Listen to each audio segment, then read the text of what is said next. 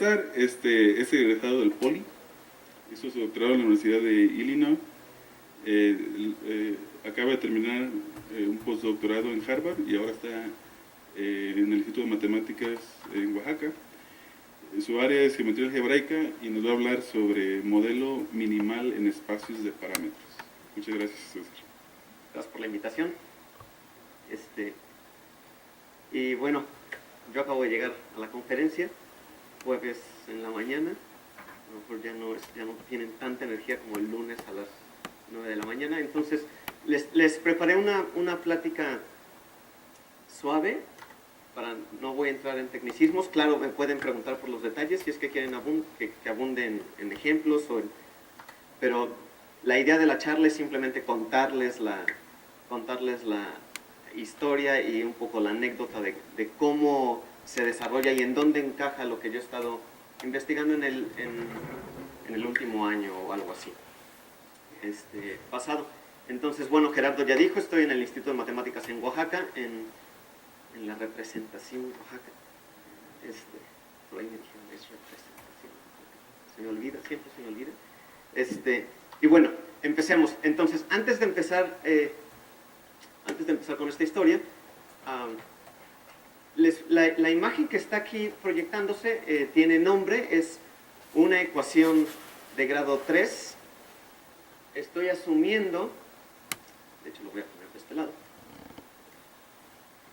estoy asumiendo, esta charla, por cierto, Gerardo ya lo dijo, pero lo voy a repetir, es de geometría algebraica. Entonces voy a asumir que sabemos un poquitito de ecuaciones polinomiales, un poco. Nada más les pido que voy a asumir que este es el espacio proyectivo, cuyas coordenadas globales homogéneas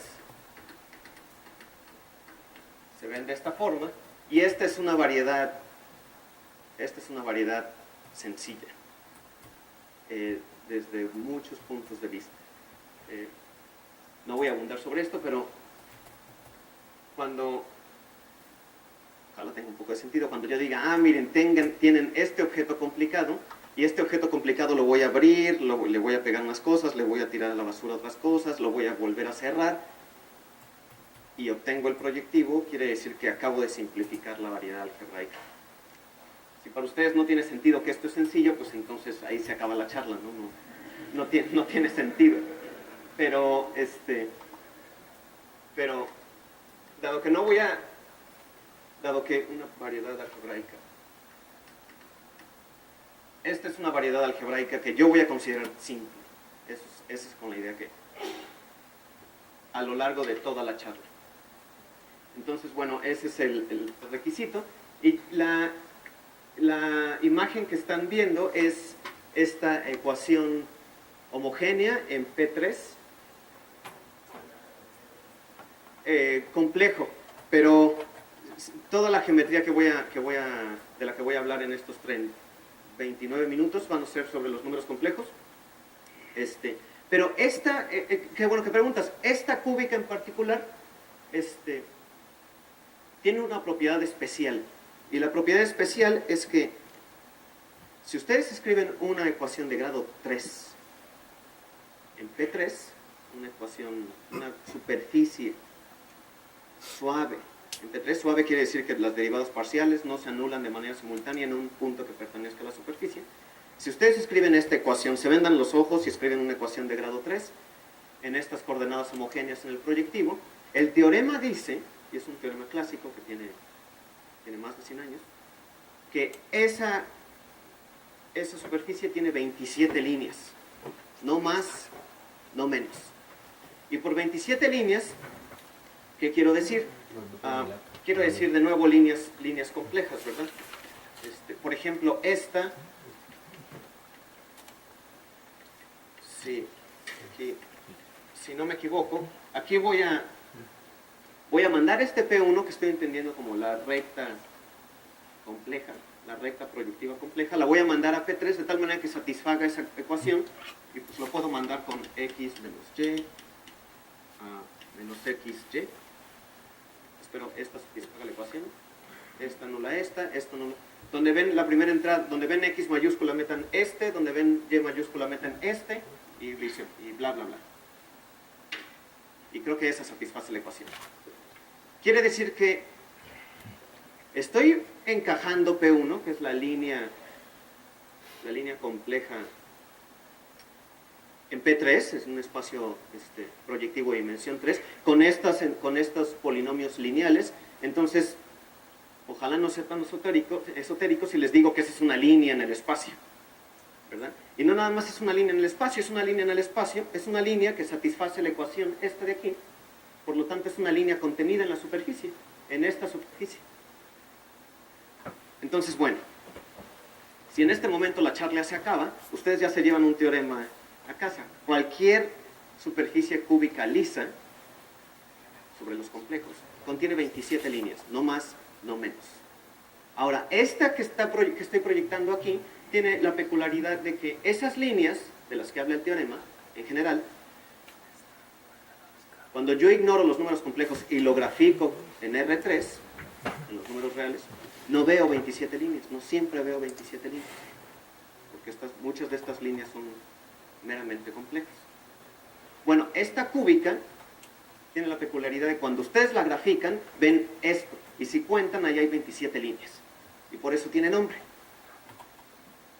y por eso se las estoy mostrando, porque en este ejemplo en particular, si hubiera yo escogido otra cúbica, a lo mejor cuando la grafico en R veo simplemente 2 líneas, o veo 7 líneas, o no veo nada. Esta en particular puedo ver las 27 ahí pintadas. Y es el proyecto de Pablo, graficar.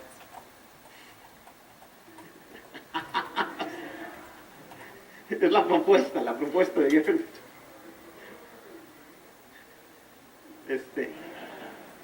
Entonces, por eso es especial esta cúbica. Y estas líneas, otra de las cosas que quiero ejemplificar, de lo cual no voy a hablar en toda la charla, es que estas líneas tienen una propiedad especial. Y a lo mejor no es muy obvio, pero no me creen, que agarren cualquiera de estas 27 líneas, las que se les antoje, y la perturban un poco. Lo que sucede es que se sale de la superficie. Y por perturbar, ¿qué quiero decir? A cualquiera de estos, algebraicamente, cualquiera de estos polinomios, pónganle un coeficiente épsilon. Pues la línea en el espacio se mueve poquitito. Pues esa perturbación es suficiente para sacarla de la superficie. No voy a definir qué propiedad es esta algebraicamente, pero acuérdense, si su memoria a corto plazo no anda tan mal, en 10 minutos se las voy a volver esta propiedad de que tengo la línea y si la perturbo un poquitito, se sale. Entonces no admite perturbaciones, esta línea dentro de la superficie no admite perturbaciones de ningún estilo, ¿sale? Y eso es lo que intenta ejemplificar esta superficie de aquí. La configuración de las 27 líneas es bien especial. Sí, contienen cónicas, por ejemplo. Agárrate un plano que contenga, ahora todo me lo puedo imaginar en R3, ¿no? Entonces, agárrate un plano que contenga una de estas líneas, la intersección de ese plano con la superficie va a ser la línea y una cónica. Y no nada más es eso, el plano lo puedo mover de tal manera que siga conteniendo la línea. Y esa es una familia de cónicas, todas contenidas en la superficie. Y esas cónicas, por cierto, fibran a la superficie. Y esa es la fibración la que te acabo de decir. Entonces, déjenme anotar lo que acabo de decir, para ir haciendo una nota mental. Las líneas, una cúbica suave, en P3, déjenme hacer hincapié en que estoy sobre los números complejos, contiene 27 líneas. No más, no menos. Y la propiedad que les pido que se acuerden es que estas líneas, cada de estas líneas,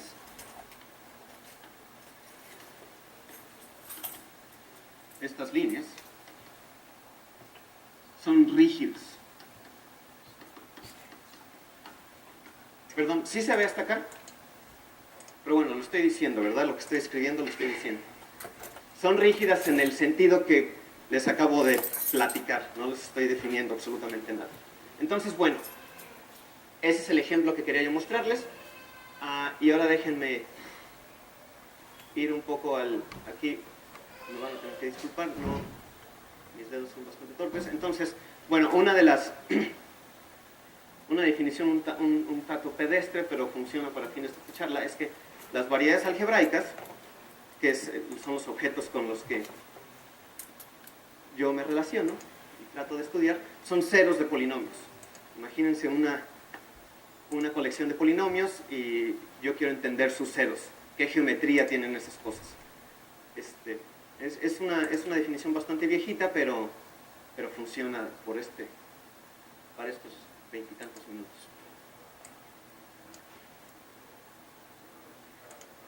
Sí. Sí, exacto. Y por eso tiene nombre. Por eso tiene nombre. De entre todas las cúbicas que hay, las que realiza las líneas como líneas reales es esta. No sé. Si es la única, no sé. Supongo que debe de haber más. Estoy pensando en... no sé. Que realiza las líneas reales. Si tuviera yo que apostar, yo diría que no, que hay un montón, pero esta lo hace. Entonces, ahí están. Los objetos que quiero estudiar son variedades algebraicas. Aquí los ejemplos de juguete, ahí está la ecuación de una línea, ahí está de manera folclórica, ¿no? La ecuación de un círculo. Son objetos de ese estilo son los que yo quiero estudiar. Y aquí estoy haciendo un poco de trampa porque yo quiero estudiar a las variedades algebraicas dentro de espacios proyectivos para que estas cosas sean compactas y tengan propiedades lindas. Pero en esencia lo que quiero estudiar son ceros de colecciones de polinomios, siempre sobre los complejos. Entonces, bueno, uno de los problemas centrales de esta área es, por supuesto, clasificar las variedades. Estas variedades que les acabo de definir, pues yo quiero clasificarlas. Ahora, la definición que les acabo de dar ahí arriba tiene un detalle que hace que esta pregunta o este problema de clasificar las variedades algebraicas se ponga complicado, porque la definición que les acabo de dar de variedad algebraica es extrínseca. Depende de que hay ecuaciones y de que en esas ecuaciones puedo escribir polinomios, y entonces sí estudio los ceros de esos polinomios. Depende de que hay un espacio ambiente, en este caso el proyectivo, y bla, bla, bla. Entonces, cuando quiero clasificar objetos en matemáticas, pues nos gusta clasificarlos sin hacer referencia al espacio ambiente. Entonces, esta cuestión de clasificar las variedades algebraicas se torna un poco más complicado, y por eso existe el Harsham, para hacerlo todo de manera ya intrínseca, sin referencia al espacio ambiente.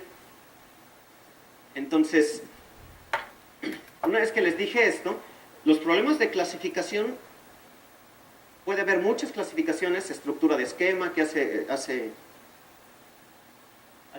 referencia al espacio ambiente, o estas otras dos, clasificación hasta por isomorfismo, o por una cosa que se llama equivalencia birracional, que voy a abundar sobre eso en un segundito. Entonces, por isomorfismo, si quiero clasificar a las variedades por isomorfismo, ¿qué hay en la literatura? Bueno, pues, ojo, no estoy definiendo qué significa un isomorfismo entre variedades algebraicas, pero es lo que ustedes imaginan. Dos variedades algebraicas son isomorfas si existe una función biyectiva que preserva todas las propiedades geométricas de la variedad algebraica. Por ejemplo, sus funciones. Que si tengo funciones en una variedad y cuando las calculo, me las jalo hacia la otra variedad, me quedan básicamente el mismo objeto algebraico.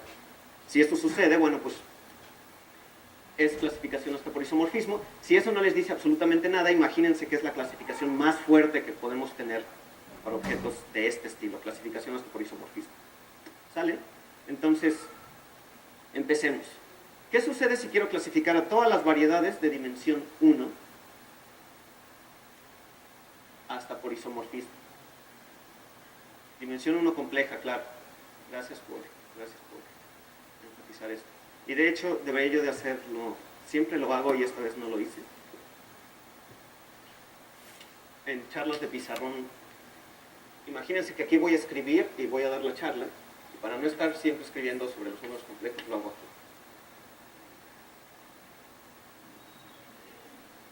Todo el pizarrón está sobre los números complejos. Sí, es dimensión compleja 1, entonces curvas son de dimensión compleja 1, y pues topológicamente son espacios de dimensión real 2, y tienen una topología más o menos como la que acabo de dibujar en el pizarrón. Son salvavidas para varias personas. Estos hoyos son el género.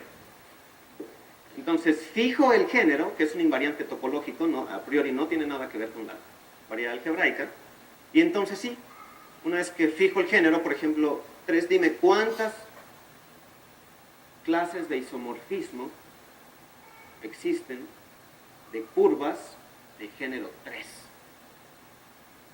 ¿Me puedo preguntar eso? La gente se lo pregunta y hace carreras enteras acerca de esa pregunta. Entonces, ese espacio tiene nombre y es este MG, que clasifica sus puntos, son clases de isomorfismos de curvas lisas de género G. Y entonces me puedo poner a estudiar la geometría de este espacio, y lo que estoy haciendo al estudiar la geometría de este espacio es estudiar pues a todas las curvas de género G. ¿Sale? Entonces en dimensión 1, ese espacio contiene la información de clasificar a todas las curvas de tal género. Entonces, bueno, eso sucede en dimensión 1, muy bien. También 2, ¿puedo ser 2? Sí, y por eso aquí le puse G, porque aquí, cada que muevo el G obtengo distintos espacios. Y lo que quiero ejemplificar es que cada que tú fijas el G, pues ese espacio realmente está resolviendo tu problema de clasificación de curvas de ese género en particular. Entonces, bueno, en dimensión 1 está MG, la gente es muy conocido en el área, es famosón en el área, MG. Y bueno, en dimensión 2, ¿qué sucede? En dimensión 2 la cosa ya se pone complicada, ya no existen estos espacios modulares que se comporten muy bien, existen varios, por ejemplo, este que les puse ahí, que la notación es un poco fea, pero M paréntesis K clasifica clases de isomorfismos de superficies de algún tipo, les llaman K3.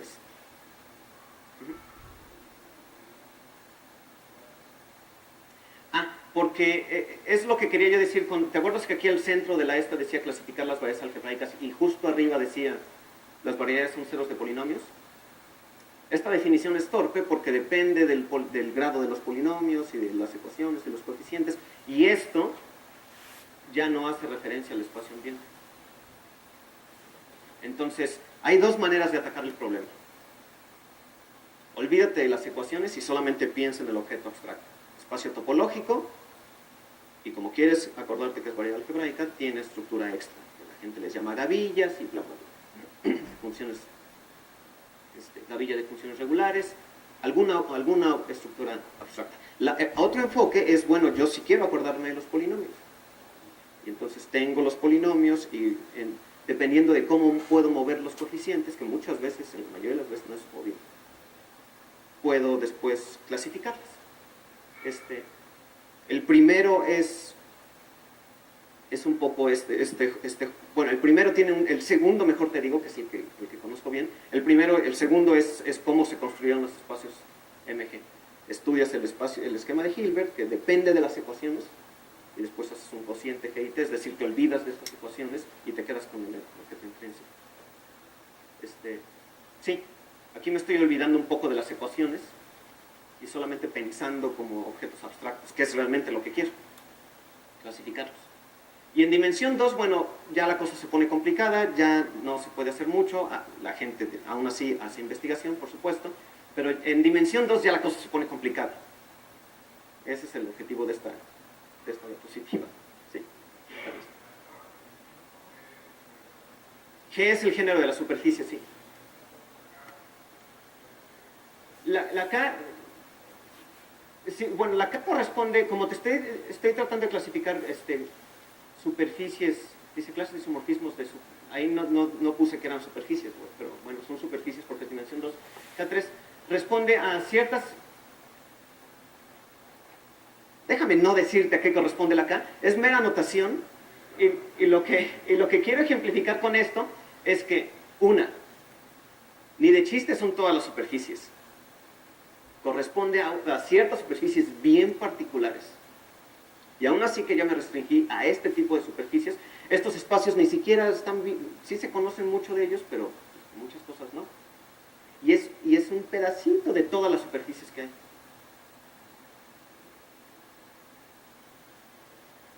Que existe esta cosa. Hasta donde yo sé, este espacio siempre tiene la misma dimensión, y la dimensión es 19, si no me falla la memoria.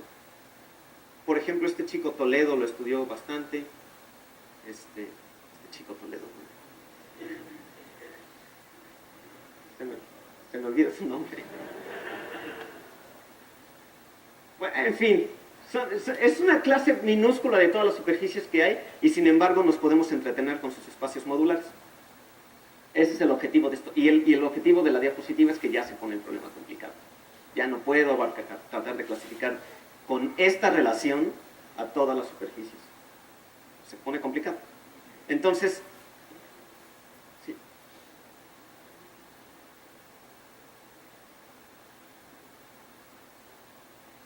Sí, para allá voy. Sí, exactamente, no es Kodaira-Spencer, pero Kodaira-Spencer en fin, sí. La que tú tienes en la cabeza, sí. Y voy a hablar de eso en 2 segundos. Entonces, como este problema ya se puso muy complicado, entonces Pablo ya hizo la observación en que lo que puedo hacer es relajar un poco la... Aquí estoy clasificado en unos de mis torpes. Y entonces cambio un poco de enfoque, y ahora quiero clasificar a las variedades hasta equivalencia birracional. ¿Qué significa esto? Voy a poner la definición rapidito. Entonces, X y Y son birracionales. Claro, variedades algebraicas, lisas, bla, bla, bla, sobre los números complejos. Si existen abiertos U y B, abiertos, y estos son abiertos densos, abiertos de Zariski, es decir, es una porción bien grandotota de estas variedades, y aquí a nivel de estos abiertos existe un isomorfismo.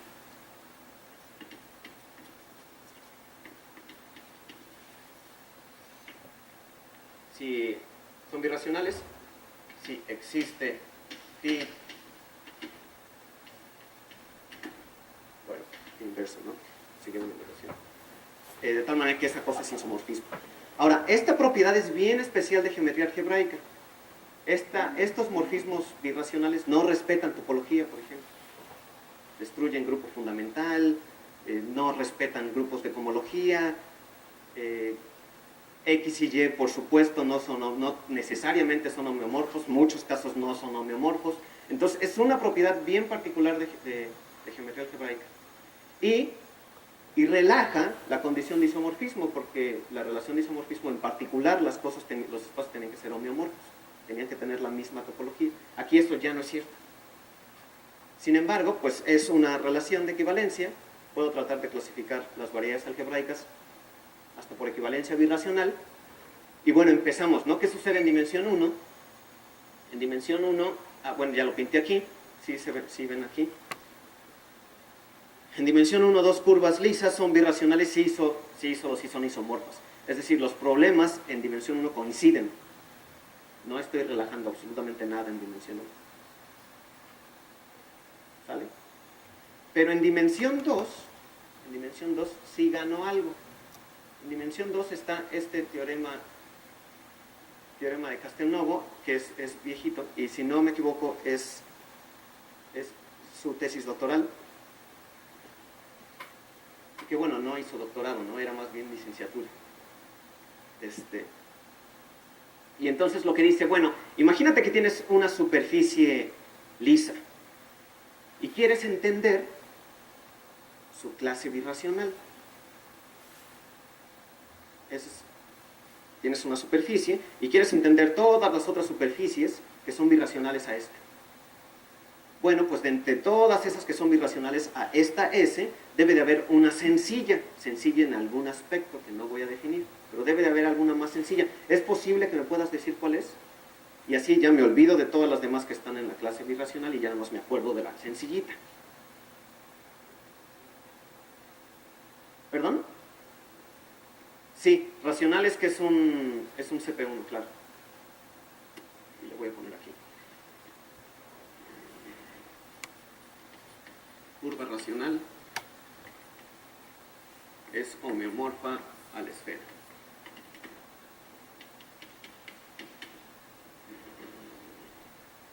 Todo es complejo aquí, entonces, bueno, por esto, la intuición. Entonces, bueno, Castelnuovo dice, queremos entender la clase birracional de una superficie. Y dice, perfecto, si quieres entender su clase birracional, supongamos que empezamos con S, y que hay una curva E, que se ve como la esfera, racional, lisa, de tal manera que cuando la intersectas consigo mismo en la superficie, sea -1. Ahora, esa propiedad numérica, ¿qué significa? Significa lo que les decía yo al principio con las rectas en la cúbica. Grosso modo. Que pues, si la quiero perturbar un poquito, estas líneas no se mueven y por lo tanto cuando la intersecto consigo misma me da un número negativo. Lo normal sería que pues, puedo moverla y entonces la intersección es un número finito de puntos, cuento los puntos, que por supuesto es un número no negativo. Y ese es el número de autointersección. Pero cuando no puedo mover la curva, entonces me da un número negativo. Y eso es lo que dice Castelnuovo aquí. Si tienes una curva con esta propiedad numérica, entonces esta curva la puedes contraer. Y contraer en el sentido que ustedes imaginan, volverla a un punto. Todo esto de manera algebraica. Entonces, pues eso, y algo que no he dicho y que es importante, todas estas operaciones, sin salirme de la clase birracional de S. Entonces, todas estas operaciones, una vez que contraigo una curva, obtengo otra superficie, ¿va?, que está en la misma clase birracional de S, y ojalá sea más sencilla. Entonces así puedo tratar de entender las clases birracionales de superficies. Bueno, hagamos un ejemplo y para ir avanzando con esto. Hagamos un ejemplo y el ejemplo que les traigo es el ejemplo de las cúbicas. Y a ver, el ejemplo de la cúbica que debe de estar por aquí. Y no me quiero alejar, me quiero acercar. Y aquí, perdonen el Spanglish. Perdón. Entonces, bueno, la cúbica, las líneas de las líneas de la cúbica satisfacen la condición del teorema de Castelnuovo, por lo tanto las puedo contraer. Pues contraigamos, ¿no? Entonces, si contraigo una, la que a ustedes les guste, llego a otra superficie que no les estoy diciendo quién es, pero que tiene 16 líneas. No tiene 26. Y aquí, de nuevo, estas líneas satisfacen la condición del teorema de Castelnuovo, vuelvo a contraer una de ellas y obtengo una que tiene 10 líneas. Y hago la misma operación en todos los procesos, es el teorema de Castelnuovo. En todos los procesos, en todas las flechitas, es el teorema de Castelnuovo. Hasta que llego a P2. Y bueno, por ahí empecé la charla, ¿no? Que P2 era sencilla. Si ustedes dicen, bueno, esto P2 es tan complicado como la cúbica, pues ahí se acaba la charla, no tengo más que decirles. Pero déjenme poner un par de invariantes de la cúbica. Por ejemplo, la cúbica tiene vamos a poner aquí, tiene segundo grupo de cohomología un abeliano libre de rango 7, y por ejemplo el segundo grupo de cohomología de P2 es Z, que es considerablemente más sencillo. Igual, el grupo fundamental, si ustedes se fijan, esta cosa real, ahí se le ven hoyos, El grupo fundamental de esta cosa es no trivial, el grupo fundamental de P2 es trivial. Entonces, en muchos sentidos, P2 es más fácil de entender que la cúbica.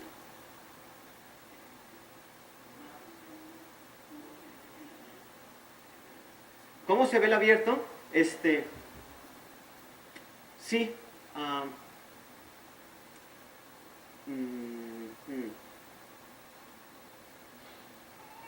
ver qué puedo decirte. Agárrate la cúbica.